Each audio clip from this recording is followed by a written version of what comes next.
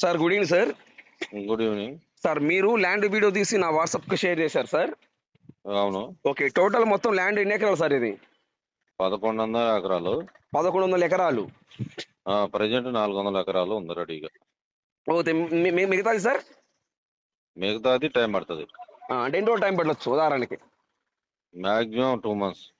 ఒక 2 months time పడుతుంది. 2 months so total గా అయితే మటుకు 1100 ఎకరాలు ఒకటే బిట్టు, 400 ఎకరాలు ప్రజెంట్ ఉంది. ఇప్పుడు స్పాట్ రిజిస్ట్రేషన్ కావాలన్నా చేయించుకోవచ్చు. మిగతా ల్యాండ్ మటుకు మనకు కావాలంటే ఒక 2 నెలలు టైం పడుతుంది. అంతేనా సార్? అంతే. Okay, very good sir. ఒక ఎకరం కాస్ట్ ఏం చెప్తున్నారు సార్? 10 లక్షలు ఫైనల్ రేట్. ఫైనల్ రేట్ ఒక ఎకరం 10 లక్షలు. సార్ ఇప్పుడు ఈ ల్యాండ్ కి తార్ రోడ్డా మట్టి రోడ్డా ఈ ల్యాండ్?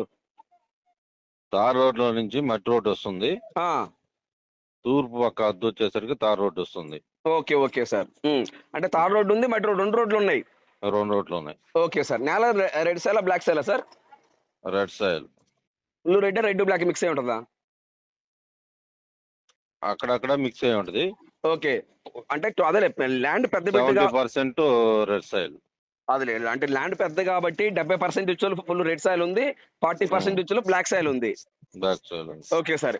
ఈ టోటల్ ఇప్పుడు ప్రజెంట్ 400 ఎకరాలు పక్కా రిజిస్ట్రేషన్ సార్? పక్కా రిజిస్ట్రేషన్. డాక్యుమెంట్ ఎటువంటి ఇబ్బంది లేదు సార్. మీరు నా మెయిల్ కి డాక్యుమెంట్ పంపించారు మీరు. అవును.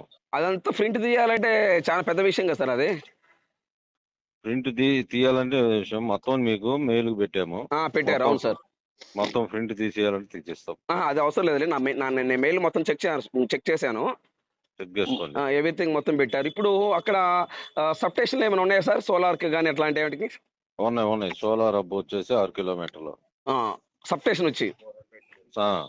ఓకే, సో ఈ ల్యాండ్ నుంచి సబ్ స్టేషన్ వచ్చే లోపు 6 కిలోమీటర్ వస్తుంది. అవును. ఓకే, అంటే సోలార్ గా యూజ్ చేసుకోవచ్చు, లేకపోతే వ్యవసాయానికి యూజ్ చేసుకోవచ్చు. అంతేనా సార్? తెలుగంగ వాటర్ వచ్చేసి 2 కిలోమీటర్స్. ఓకే, తెలుగంగ వాటర్ కూడా వస్తుందా? Telugu Ganga water. Okay, Telugu Ganga water వచ్చే లోపు ఈ ల్యాండ్ కి 2 కిలోమీటర్ దూరంలో ఉంది. Okay, very good sir. 2 కిలోమీటర్ల ప్రాజెక్ట్ కూడా ఉంది దగ్గరలో. సుంకేశ్వర ప్రాజెక్ట్ ఎన్ని కిలోమీటర్ వస్తుంది సార్? అక్కడికి వచ్చేసి 3 and 4 కిలోమీటర్స్. 3-4 కిలోమీటర్ దూరంలో ఉంది. అంతే. Okay sir. సార్ ఇప్పుడు దీనికి ల్యాండ్ చుట్టూ ఫెన్సింగ్ అట్లాంటి ఏమైనా ఉన్నాయా సార్? ఏమి లేవు. ఫినిషింగ్ కానీ మెయిన్ గాండ్ ఏమి లేవు. Only plain land. Only total మొత్తం ప్లెయిన్ ల్యాండ్. Okay sir. ఈ టోటల్ ఈ ల్యాండ్ ఏ జిల్లా వస్తుంది సార్? ఇది కర్నూలు జిల్లా వస్తుంది. కర్నూలు జిల్లా ఏ మండలం కింద వస్తుంది సార్? మిడుతూరు మండలం. ఏ విలేజ్ కింద వస్తుంది? తలమడక విలేజ్. సార్ కర్నూలు నుంచి ఈ ల్యాండ్కి ఎన్ని కిలోమీటర్ వస్తుంది సార్? కర్నూలు నుంచి మ్యాక్సిమం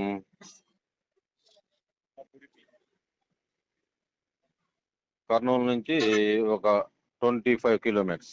ఓకే, ఇప్పుడు ఈ ల్యాండ్ కి సిటీ వచ్చేలోపు కర్నూలే కాదు, నందికొట్కూరు వస్తుంది.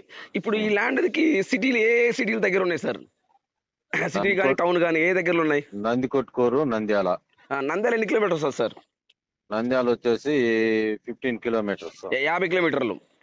15. నంద్యాలకు 15 కిలోమీటర్ అంతేనా? అంతే. మరి కర్నూలుకి 25 అన్నారు కదా సార్?